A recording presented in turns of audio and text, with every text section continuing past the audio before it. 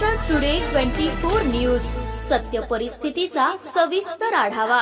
समाजकंटकांवर धडक कारवाई करा, बजरंग दलाचा अल्टिमेटम। दगडफेक, मारहाण व बाजारपेठेतील दहशतीच्या घटनांवर कठोर कारवाईची मागणी।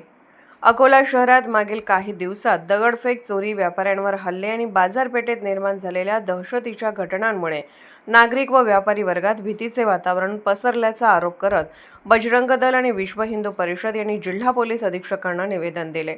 हरिहरपेठ परिसरातील दगडफेक व वाहनांची तोडफोड, अलंकार मार्केटमधील व्यापाऱ्यावर हल्ला तसेच सरप बाजारात पार्किंगच्या कारणावरून झालेल्या मारहाणीच्या घटनांचा उल्लेख निवेदनात करण्यात आला आहे। याशिवाय शहरातील मुख्य बाजारपेठांमध्ये वाढलेले अतिक्रमण, हातगाड्यांमुळे निर्माण होणारी वाहतूक कोंडी आणि व्यापाऱ्यांना दिल्या जाणाऱ्या धमक्यांकडेही लक्ष वेधण्यात आले। या घटनांमुळे व्यापारी व नागरिकांमध्ये असुरक्षिततेची भावना निर्माण झाली असून संबंधित समाजकंटकांवर कठोर कारवाई करावी अशी मागणी करण्यात आली आहे। कारवाई न झाल्यास तीव्र आंदोलन छेडण्याचा इशाराही संघटनेकडून देण्यात आला आहे। गेल्या आठवड्याभरात अकोला शहरात काही घटना घडल्या, त्या घटनांचा निषेध म्हणून आम्ही आज सर्वजण विश्व हिंदू परिषद, बजरंग दल, व्यापारी असोसिएशन, सराफा असोसिएशन, सगळे हिंदू संघटना या ठिकाणी एस पी साहेबांना निवेदन देण्याकरिता आलो आहे। हरिहरपेठमध्ये एक घटना घडली। भारत T20 मॅचचं क्रिकेटचं फायनल जिंकल्यानंतर काही हिंदू युवक त्या ठिकाणी फटाके फोडत होते। त्याचा काही लोकांना त्याची मिरची लागली आणि त्यांनी त्या युवकांवर दगडफेक केली, फटाके फोडणाऱ्यांवर दगडफेक केली, तिच्या हिंदू समाजाच्या घरासमोर असलेल्या कार फोडल्या, हिंदूंच्या घरावर दगडफेक केली।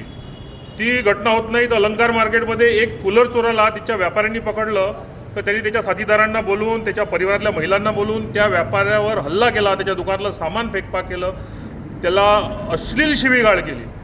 त्यानंतर ही घटना होत नाही। तिसरी घटना, काल एक व्हिडिओ व्हायरल झाला की सराफा गल्लीमध्ये रत्नेश ज्वेलर नावाच्या दुकानासमोर काही वाहन उभी होती, तिथं एक जेहादी आला, त्यांनी अतिक्रमणच्या म्हणजे पार्किंगच्या नावाखाली तिच्या वाहनांना लाथा मारल्या, ते वाहन तोडली, 7-8 वाहनांना लाथा मारल्या, ते वाहन खाली पाडली, नुकसान केलं। त्यानंतर व्यापारी दुकानात घुसून त्याच्या व्यापाऱ्याला बेदम मारहाण केली। यामुळे सर्व व्यापाऱ्यांमध्ये आणि हिंदू समाजामध्ये दहशत निर्माण झाली आहे। मी आपल्या माध्यमातून, सोशल मीडियाच्या आणि सगळ्या न्यूज चॅनलच्या माध्यमातून व्यापाऱ्यांना इथं आश्वासित करतो की तुम्ही घाबरू नका।